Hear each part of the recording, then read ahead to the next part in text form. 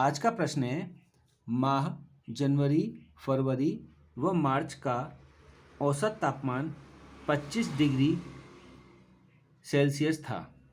देखो बच्चों, इसमें जो ऊपर बिंदु रहता है इसको हम सेल्सियस पढ़ते हैं, ठीक है। और ये तापमान की इकाई होती है सेल्सियस।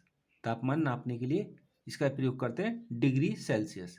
तो था फरवरी, मार्च व अप्रैल का औसत तापमान 20 डिग्री सेल्सियस था। यदि अप्रैल माह का तापमान 22 डिग्री सेल्सियस रहा हो तो जनवरी माह का तापमान क्या होगा। और इसके विकल्प दे रखे हैं 23 degree Celsius, 25 degree Celsius, 39 degree Celsius या 37 डिग्री सेल्सियस। और यह हमारा संभावित प्रश्न है। बच्चों, अभी तक मैं बार बार कहता हूँ कि आप नवोदय की क्लास @नवोदय की क्लास इसको यूट्यूब पर चैनल पर जाकर के आप इसको सब्सक्राइब करें ताकि आप आने वाली वीडियो आपको तुरंत मिल सके। तो आप प्रश्न पढ़कर ही समझ गए होंगे कि हमारा जो प्रश्न है बच्चों, ये हमारा औसत का प्रश्न है। किसका है? औसत का। तो अब इसको हल कैसे करेंगे ये हम देखने का प्रयास करते हैं। तो सबसे पहले मैं आपको बता दूं कि औसत जो है, जिसको हम इंग्लिश में एवरेज बोलते हैं, इसका फॉर्मूला एक छोटा सा है, इसको आपको हमेशा याद रखना है। देखिए, औसत बराबर जो होता है बच्चों, जो राशि होती है हमारी, राशियों का योग बट्टे जितनी भी हमारी राशियां हैं उन राशियों की संख्या। ये इसका एक छोटा सा फॉर्मूला है, आप याद कर सकते हैं। अगर राशियां याद न रखें तो इतना याद रखें कि औसत बराबर योग बट्टे संख्या। इस फॉर्मूले से आप सारे सवाल औसत के हल कर सकते हो। अब ध्यान से देखने की जरूरत है आपको। देखो, मैं प्रश्न यहीं पढ़ दे रहा हूँ, फिर मैं नीचे प्रश्न हल करता जाऊँगा। देखो, जनवरी, फरवरी व मार्च, इसका औसत कितना कह रहा है वो? 25 डिग्री, ठीक है। तो अब हम यहाँ लिखेंगे बच्चों, क्या लिखेंगे? जनवरी, मैं शॉर्ट में लिखता हूँ, प्लस फरवरी प्लस मार्च। अब इसका औसत तापमान कितना कह रहा है वो? 25 डिग्री सेल्सियस। 25 लिख देता हूँ खाली, ठीक है।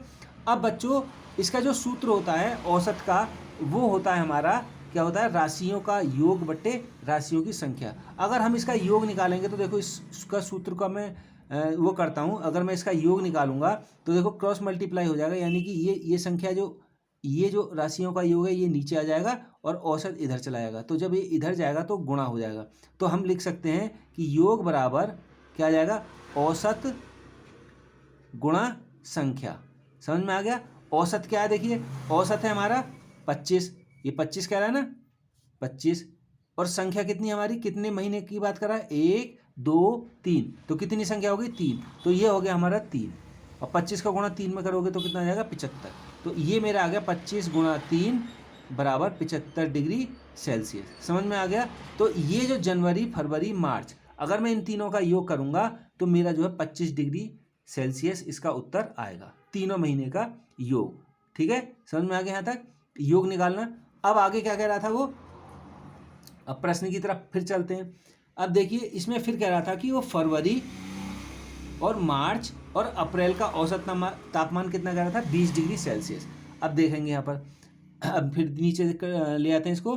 तो फरवरी प्लस मार्च प्लस अप्रैल, और इसका औसत तापमान कितना कह रहा था वो? 20 डिग्री सेल्सियस। अब ये कितने महीने हो गए? 3। तो वही हो जाएगा, योग निकालने के लिए 20 गुणा 3, तो 20 3 60। समझ में आ गया होगा? तो 60 डिग्री सेल्सियस। ये किसका योग आया है? फरवरी, मार्च और अप्रैल का। समझ में आ गया यहाँ तक? अब हमसे प्रश्न क्या कह रहा था, फिर आगे बढ़ते हैं। अब हमसे कह रहा था कि वो यदि अप्रैल माह का तापमान 22 डिग्री रहो। अगर अप्रैल माह का, अब केवल अप्रैल की बात करता है वो, अगर ये जो टोटल कितने का है बच्चों, ये हमारा योग कितना है? 60 डिग्री। और अप्रैल का कितना कह रहा है वो? अप्रैल माह का जो योग है वो कह रहा है 22 डिग्री सेल्सियस रहा हो, ठीक है। अब देखेंगे ध्यान से, अप्रैल यहाँ भी है और अप्रैल का हमारा ये भी दे रखा है। अगर मैं इसमें से फरवरी, मार्च और अप्रैल में से अप्रैल का मैं घटा देता हूँ तो मेरा जो टोटल आएगा निकल के वो फरवरी और मार्च का रह जाएगा। तो मैं क्या काम करूँगा? फरवरी प्लस मार्च, इन दोनों का योग निकालने के लिए मैं क्या काम करूँगा? जो अप्रैल माह का हमारा जो टोटल आया था 22 डिग्री, इसमें से फरवरी, मार्च, अप्रैल में से मैं घटा दूंगा। तो घटा देंगे, फरवरी, मार्च प्लस अप्रैल का योग कितना है? 60 डिग्री। यही तो था 60। और इसमें से हम किसका घटा देंगे, अप्रैल का। अप्रैल का हमारा कितना था 22। अगर मैं घटा दूंगा तो 8, 5, 5 में से 3, 38 डिग्री सेल्सियस। तो हमारा जो बच्चों फरवरी और मार्च का बचा, फरवरी प्लस मार्च का क्या बचा हमारा 38 डिग्री। समझ में आ गया यहाँ तक। अब ऊपर देखेंगे जनवरी, फरवरी और मार्च। तो फरवरी और मार्च का योग कितना है यहाँ पर 75। ठीक है, सॉरी, जनवरी फरवरी मार्च तीनों का योग कितना है 75। और हमारे पास ये फरवरी और मार्च का यहाँ पर भी है, यहाँ पर भी फरवरी मार्च है। अगर मैं जनवरी फरवरी मार्च के में से फरवरी और मार्च का योग घटा देता हूँ तो मेरे पास जनवरी का योग बचेगा। तो देखेंगे फिर, तो जनवरी प्लस फरवरी प्लस मार्च, इन तीनों का योग कितना है बच्चों, ये आया था ना 75, तो यहाँ लिख देंगे 75 डिग्री सेल्सियस। अब हमारे पास फरवरी और मार्च का कितना बचा था, यहाँ फरवरी और मार्च का बचा था ना, कितना था 38 डिग्री। तो यहाँ लिखूंगा मैं फरवरी प्लस मार्च, फरवरी और मार्च का कितना है मेरा 38। अब मैं इसे इसमें से घटा दे दूंगा, 15 में से 8 गए तो 7 डिग्री बचा, 15 में से 8 गए तो 7 डिग्री, और यहाँ लगे 6 में से गया तो 3, तो 37 डिग्री। अब देखो फरवरी मार्च कट गया, क्या बचा जनवरी। तो जनवरी का हमारा जो आएगा वो कितना आएगा 37 डिग्री सेल्सियस। अब चलते हैं प्रश्न की तरफ। अब हमसे प्रश्न में क्या पूछा था कि जनवरी माह का तापमान क्या होगा।